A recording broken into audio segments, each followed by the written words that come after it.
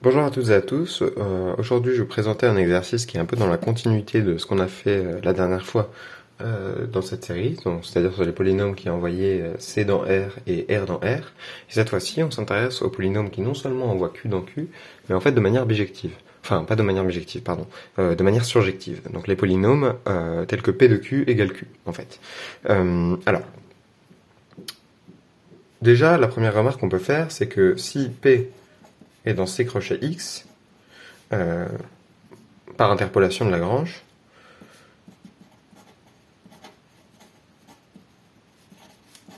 donc exactement comme dans l'épisode précédent, on a cette implication-là.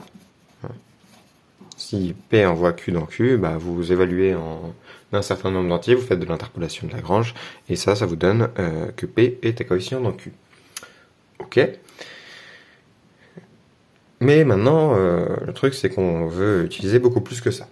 Donc à partir de là, je vous invite à tout de suite faire pause sur la vidéo et essayer de chercher un petit peu quels sont les polynômes tels que P de Q égale Q. Déjà commencer par formuler une conjecture et ensuite essayer de la démontrer. Alors, donc maintenant je vais passer à l'explication de ce qui se passe. Déjà, essayons de trouver des exemples de polynômes tels que P de Q égale Q. Alors, les polynômes constants, c'est mort. Les polynômes affines par exemple, à coefficient dans Q crochet X, hein. Donc c'est-à-dire les AX plus B avec A, B dans Q, ça a de bonnes chances de marcher. Bon bah vérifions, donc ça envoie bien Q dans Q parce que c'est à coefficient dans Q, et si Q est dans Q, vous avez que Q égale AX plus B, ça c'est équivalent à X égale Q moins B sur A. Et ça c'est ok, car A est non nul. Okay, et donc vous avez bien que pour tout Q dans Q, il existe X dans Q. X sera dans Q, hein, parce que B est dans Q, A est dans Q, Q est dans Q. Donc pour tout Q dans Q, il existe X dans Q, tel que Q égale AX plus B. Donc les affines à coefficient dans Q, ça marche. Okay, donc constant, affine, qu'est-ce qui vient après les polynômes de degré supérieur à 2. Donc par exemple degré 2. Le problème de degré 2, c'est quand on veut résoudre l'équation Q égale P de X, on est obligé de faire intervenir des racines carrées avec la formule quadratique. Donc là, on va perdre le fait que l'antécédent va être rationnel. Donc a priori, P de Q égale Q dans le cas où le polynôme est quadratique, ça a de mauvaises chances de passer. Pareil dans le cas où il est cubique, si vous connaissez la formule de Cardan, ça va pas bien marcher non plus. Donc en fait, ce qu'on va montrer, c'est que on va montrer que si P de Q égale Q, alors P est de degré 1. Voilà ce qu'on va montrer. Donc voilà le programme. Alors, prenons tout de suite P dans, on va dire, dans C crochet X, tel que P de Q égale Q. Par la première remarque qu'on a faite, donc par interpolation de Lagrange, on a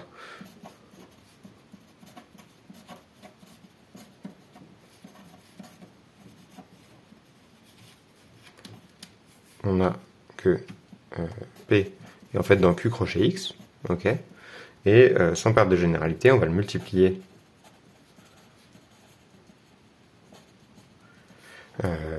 on peut supposer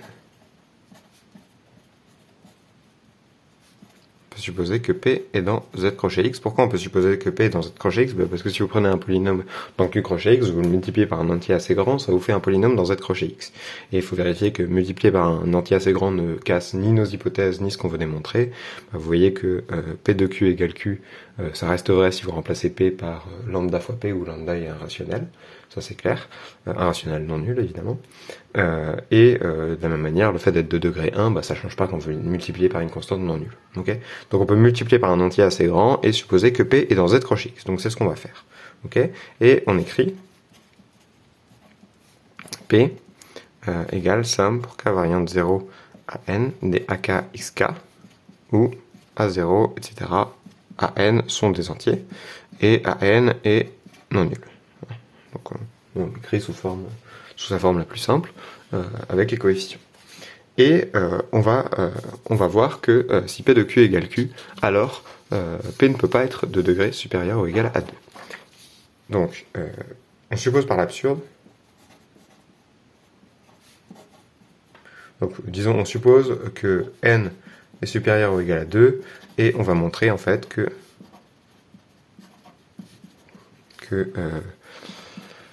P de Q est différent de Q. Okay, donc c'est pas vraiment une preuve par l'absurde, on est plus en train de démontrer la contraposée, c'est-à-dire que si le degré est supérieur ou égal à 2, alors P de Q est différent de Q. Et je vous rappelle, ce qu'on veut, c'est que si P de Q égale Q, alors le degré est inférieur ou égal à 1. Donc c'est exactement la contraposée de ce qu'on est en train de démontrer là. Donc on va plutôt démontrer cette contraposée là. Donc on suppose que n est supérieur ou égal à 2, et on va montrer que dans ce cas-là, P de Q est différent de Q. Ok, donc, ou ici, P il est dans Q crochet X, enfin même il est dans Z crochet X, et on l'écrit sous cette forme-là. Ok, donc montrons que P de Q est différent de Q. Alors, il faut trouver un rationnel R tel que R n'appartient pas à P de Q. Alors, les rationnels qui vont être difficiles à atteindre par des P de Q, ça va être les rationnels, on va mettre des grosses contraintes sur le dénominateur. Parce que, essentiellement, les dénominateurs, une fois que vous avez un nombre premier P au dénominateur de R, si vous voulez que P apparaisse au dénominateur de P de X, il faudra en particulier que petit p appartienne au dénominateur de X, apparaisse dans le dénominateur de X. Donc en fait, mettre des gros nombres premiers au dénominateur, ça a de bonnes chances de faire bloquer les choses. Donc c'est ce qu'on va faire. On prend P, un nombre premier, et on va chercher à quelles conditions des contraintes impliquées par 1 sur P appartient à P de Q. Okay, donc supposons que P appartient à grand P de Q. Okay, on dispose donc de C, D dans Z avec D non nul, et on va supposer C et D premiers entre eux tel que 1 sur P, pardon, supposons 1 sur P dans P du Q, tel que 1 sur P est égal à C sur D. Ok, donc cette chose-là, si on l'écrit, ça donne ça. Alors C puissance K sur D puissance K. Ok, bon, alors manifestement, ici vous avez 1 sur un nombre premier, donc pour que un P apparaisse au dénominateur ici, il faut que un P apparaisse à un des dénominateurs des fractions qui apparaissent ici. Parce que si aucune des fractions n'a un P dans son dénominateur, quand vous rédivisez au même dénominateur, il n'y a pas de P qui va apparaître. Ok, on a donc que P divise D. Alors une manière plus simple, plus formelle de prouver ça, ça peut être de multiplier tout le monde par D puissance n et par P, et vous obtenez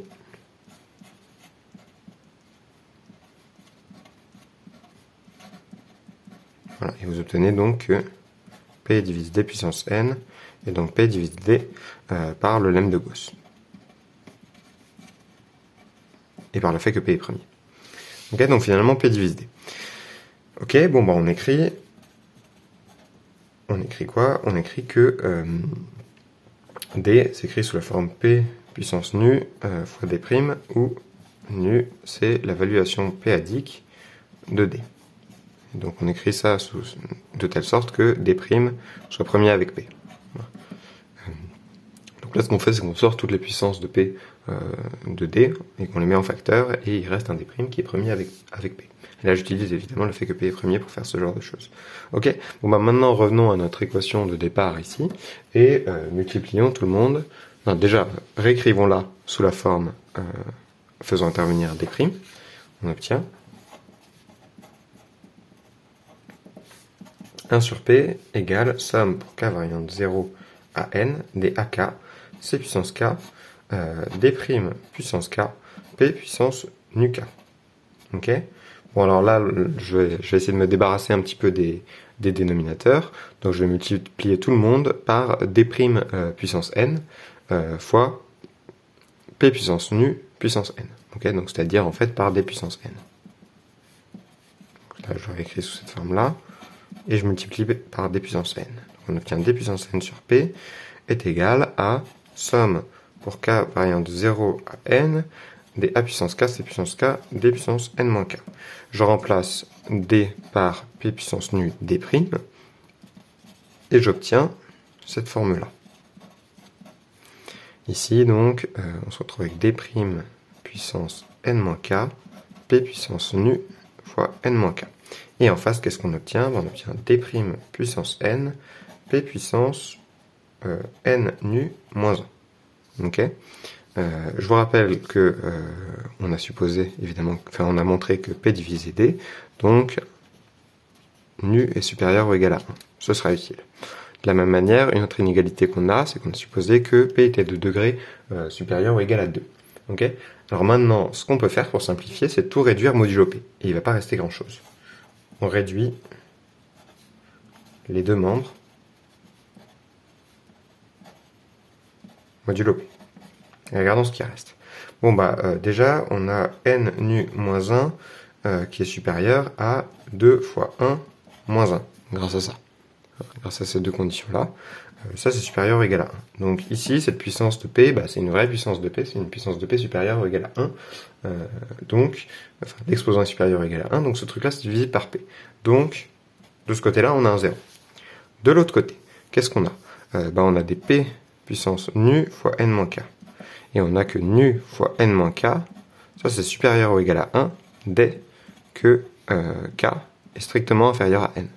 Oui, car nu est supérieur ou égal à 1. Nu est non nul. Et donc, bah, dès que K est différent de n, ce truc-là est non nul. Ok. Donc, P divise ce truc-là dès que n est différent de K. Okay. Donc, dès que K est strictement plus petit que n. Donc, finalement, ce qui reste ici, c'est juste le terme en n. Donc, il nous reste an fois c puissance n fois d' puissance n moins n, et ici, bah, le p, pour k égale n, le p puissance nu fois n moins n, ça fait juste p puissance 0, ça fait 0. Et donc tout ça, c'est une congruence modulo p. Et donc finalement, vous obtenez que p divise an fois c puissance n, mais c inter d égale 1, hein, c'est ce qu'on avait supposé au départ, on avait écrit notre fraction sous forme irréductible, et p divise d. Donc, p est premier avec c. Puisque C est premier avec D, et P c'est un diviseur de D. Okay, donc de cette chose-là, vous déduisez que P divise AN. Et ça c'est très contraignant, parce que finalement ce qu'on a montré, c'est que si P est dans P de Q, alors P divise AN. Et ça c'était sous l'hypothèse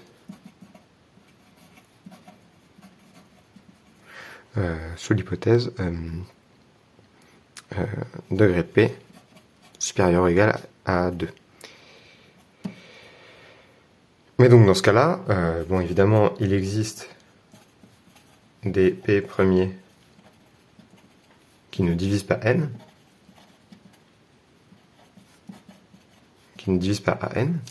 alors ici c'est un 1 sur P, pardon. Et on a donc, avec cette chose-là, et donc finalement, ce qu'on a montré, c'est que si P ne divise pas à N, alors 1 sur P n'appartient pas à P de Q. C'est exactement la contraposée de ce truc-là.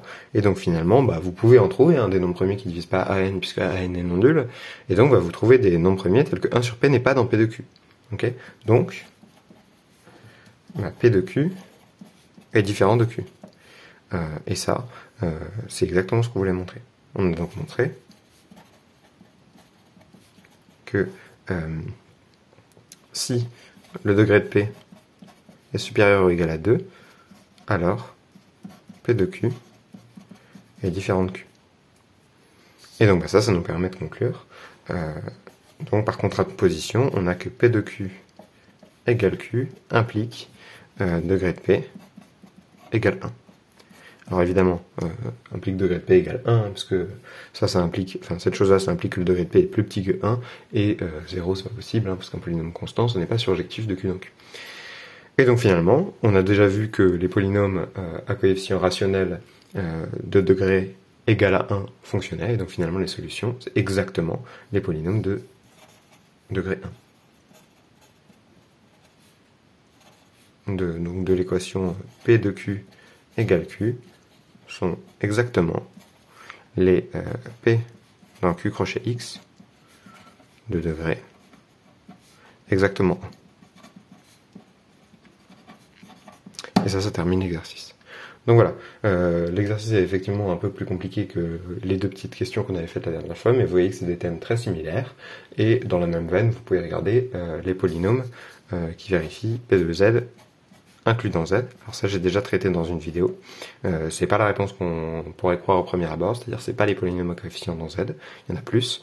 À mon avis un peu plus facile, mais qui fait appel à des arguments d'analyse pour le coup. Enfin en tout cas la solution que j'ai en tête fait appel à des arguments d'analyse. Vous pouvez vous poser la question des polynômes qui vérifient P de Z égale Z. Et donc ça c'est beaucoup plus contraignant en fait, et ici vous allez trouver que des polynômes affines normalement. Voilà, donc c'est tout ce que je voulais vous raconter pour aujourd'hui. N'hésitez pas à jeter un œil à ces deux petits problèmes, et à bientôt.